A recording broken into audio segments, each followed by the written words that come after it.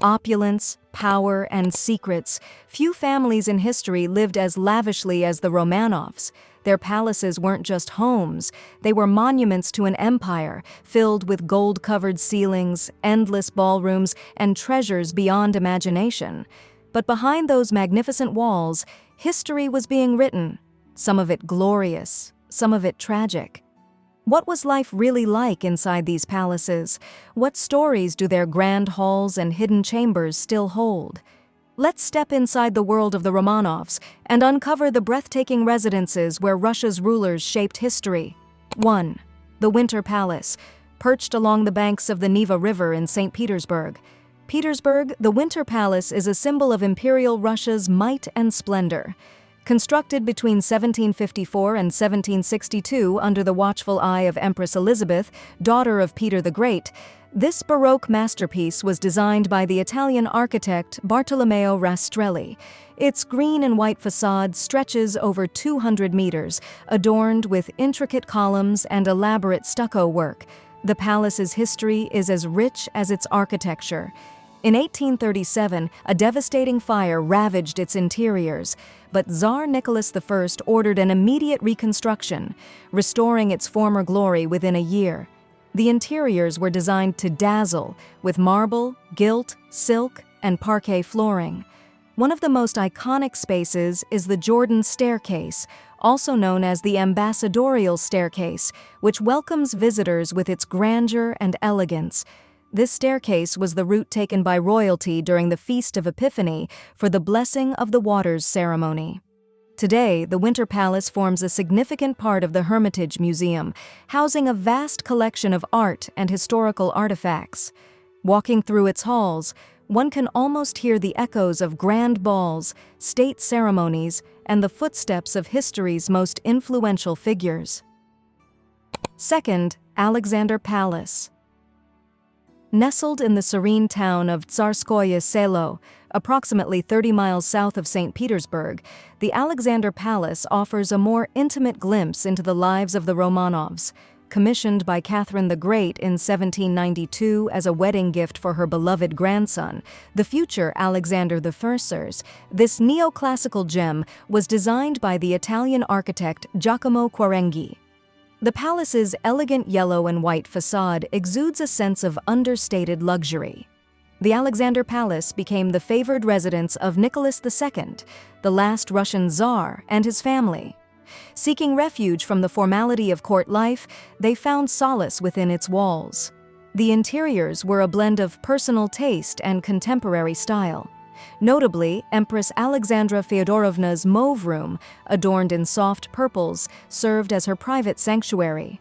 The palace was also among the first to be equipped with modern amenities, including electricity and a telephone system. In the aftermath of the 1917 revolution, the Alexander Palace became the initial place of confinement for the imperial family before their eventual transfer to Siberia. After years of neglect, extensive restoration efforts culminated in its reopening as a state museum in 2021. Visitors can now explore the restored rooms, gaining insight into the daily lives and ultimate fate of the last imperial family. 3. Gatchina Palace. A short journey from St. Petersburg brings us to the Gatchina Palace, a unique blend of fortress and royal residence. Acquired by Catherine the Great in 1765 for her son, the future Emperor Paul I, Gatchina stands out with its distinct architectural fusion. Designed by Antonio Rinaldi, the palace combines elements of a medieval castle with those of a country estate. Its limestone facade, punctuated by towering bastions and surrounded by vast parks and lakes, provided a retreat from the political intrigues of the capital. Paul I, with his fascination for military life, added features reminiscent of a knight's stronghold, including hidden passages and underground tunnels. Throughout its history, Gatchina served as a refuge during turbulent times. Its walls have witnessed imperial balls, military drills, and moments of solitude for its royal residents. Today, the palace and its expansive grounds invite visitors to explore its storied past and architectural marvels. 4. Vladimir Palace. standing proudly on the banks of the Neva River in St. Petersburg. Petersburg, the Vladimir Palace was the last imperial palace built before the fall of the Romanovs. Constructed between 1867 and 1872 for Grand Duke Vladimir Alexandrovich, the third son of Tsar Alexander II, this palace was a masterpiece of 19th-century architecture.